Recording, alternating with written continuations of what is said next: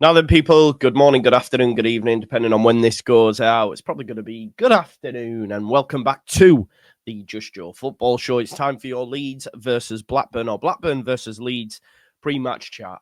Do smash me a like on the video, subscribe to the channel, get your comments in, and of course, hit that notification bell. What a quick turnaround. 3 games in 6 days. It's been bang, bang, bang, and Leeds United have been on a great run during that time as well, picking up 2 wins on the spin. Can we make it 3? 3 times a lady. He can sing. He can sing. Well, Leeds will be bidding to strengthen their position at the top of the championship table on Saturday. Why does that matter? Will Sunderland and Sheffield United play this evening? We will be doing a watch along. Make sure you tune in. Someone's point's going to drop. Maybe they take a point apiece. Leeds United win. We strengthen that position at the top. We have 2 points on Sheffield United and a few more over Sunderland. Sunderland dropping like a stone, for, lest we forget. Is it like 5 draws on the spin now? But this isn't about them. This is about Leeds versus Blackburn. We had a 3rd straight win now on Wednesday. Can we make it 4? I think we can. Let me know your thoughts in the comments. Of course, Blackburn as well got a big win away at Borough and climbed up to 8th in the table. They're looking for a 3rd straight victory themselves. They had some poor form pre-international break, but since then, they've won 2 on the spin, and if they win on Saturday against Leeds United at Ewood Park, that'll be their 3rd straight championship win for the first time in a year, which tells you they don't do it very often, which again gives me some confidence, not least because we're the best team in the league and playing scintillating stuff right now. But that also gives me confidence because, of course, Blackburn, admittedly, will tell you they're facing one of their toughest tests of the season. Leeds United are going to be a lot of teams' toughest tests. We can't get away from that fact. And for me, on Wednesday was the first time I saw Leeds United get out of second gear. We've been basically ticking over. That's how it's felt. I'm using the car analogy now because I drive in that. But we've just been ticking over. Just put the key in the ignition, and now we're about to, get it into second gear. And since that defeat at Millwall, we've got better. We had a routine 2-0 win against QPR. A last-minute Barnstormer Championship classic for the ages against Swansea with the last-minute Willie Gnonto goal, 4-3. And then for me, the best performance of the season, 3-0 at home against Luton. And I think right now, like I say, into second gear, we're ready to fly. We're ready to take flight. Grow them wings like a butterfly, and away we go. And I fancy us to get this fixture over the line. It won't be easy, though. Blackburn do have a fair few out. I'd be more worried if they had a fully strength squad, but they will be without Scott Wharton, Hayden Carter, Sigurdsson, Vyman. Vyman, the top scorer, Sigurdsson as well. We know Scott Wharton, obviously Adam Wharton's brother, is no slouch either.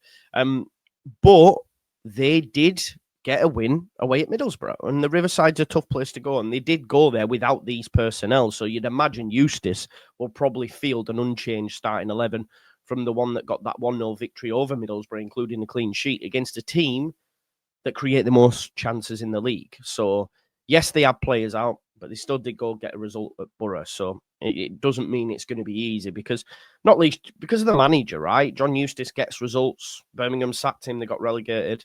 He was brought in by Blackburn. He kept them up. And now he's got Blackburn towards the top end of the league, and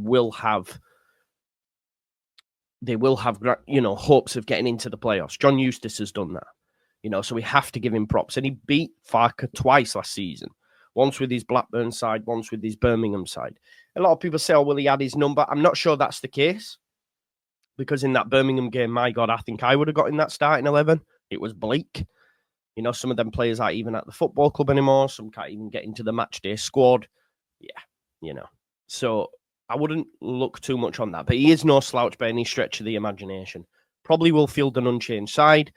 So Hashi should probably continue to lead the line. You'll have Todd Cantwell as well, who's in great form. Big shout out to my man Lockie, who suggested this as an option for Leeds and was laughed at, as is always the case, but he's absolutely tearing it up at Blackburn.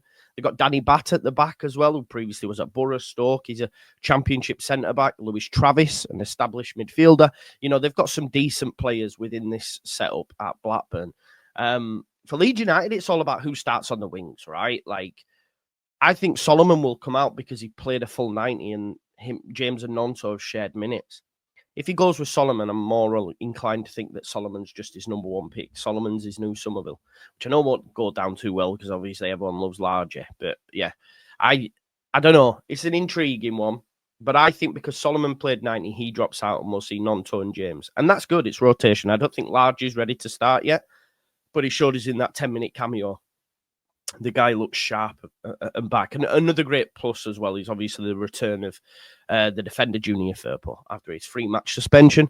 Just in time as well with Byram getting injured. That's a positive. So he'll come straight in and he does make us better. You know, Byram didn't do anything wrong, but Firpo does, make us better. And you know what? This game will be tough. And of course, Blackburn and Mugs, as we've mentioned throughout, they were able to compete with one of the Championship's better sides in Middlesbrough and won and kept a clean sheet. They'll be looking for something similar in this game. But Leeds, obviously growing in confidence, feel like we're at the start of a run here. You know, I don't think it's inconceivable that Leeds can really continue to just put teams away. And look, recent times at Ewood Park, December 2023, we won 2-0. Back in 2020, we won 3-1. We got a point in 2021. So we haven't lost there in a while. I do think we can win this game as well. It's an early kickoff on Saturday. You don't want to go into the rest of the weekend on a downer, do you, because of a poor result. I think Leeds United have a real opportunity now to take a stranglehold because after playing Blackburn, we'll have played like every team in the top 12, bottom end of the table. Then you're looking at the likes of Oxford, Derby, Stoke. We got some favourable fixtures that we've yet played. And this is why I feel Leeds United should and would and could be top at Christmas. And then really kick on from there. You know, really kick on. And I've maintained for quite some time that I feel that Leeds will be the team that creates a gap. I go as far as to say we could win the league by about 10 points. And I know people don't like to hear me say it, but that's what I believe. I know I said front and centre from game week 1 and that didn't transpire. But, you know, this context and you can't win every game of football. Maybe that's asking too much. Maybe asking for 10 points. I'm not asking for it. I just think it could happen. I think we've got the strongest squad in the league, the best depth in the league, the best manager in the league in terms of knowing what's needed to get out of this division. Everyone we come up against says, yeah, we can't look at Luton, right? Luton have been competitive, not great, but competitive. Rob Edwards admitted they couldn't get near us. You know, Sheffield United were the same and they're second. You know, Eustace and Blackburn will be in for a very tough game. I don't think they'll make it easy for us, but I do think Leeds United will get this game over the line. I'm imagining we go James and Nonto and Firpo in, and they'll be your only changes. Pirro, for me, now is locked in the number 9 spot. Everyone else remains the same. As long as Melier doesn't decide to throw one in, I think we win, and I think we can get a clean sheet as well. Just with Vyman and co missing their firepower, I think the goal actually came from a defender against Middlesbrough. So let's defend set piece as well. Let's not give away silly free kicks, and we'll hopefully create enough to win the game because Leeds have started to be clinical. Leeds have started to be clinical because we've scored 7 goals in 2 games. I mean, if you go back to the QPR, it's 9 goals in 3. That's a good return, folks, you know. And we were, you know, complaining about not being clinical. We've really turned up, and like I say, we're now getting into second gear. Wait till we get to 3rd and 4th and 5th. The championship's fecked. But let me know your thoughts in the comments. I think we win the game.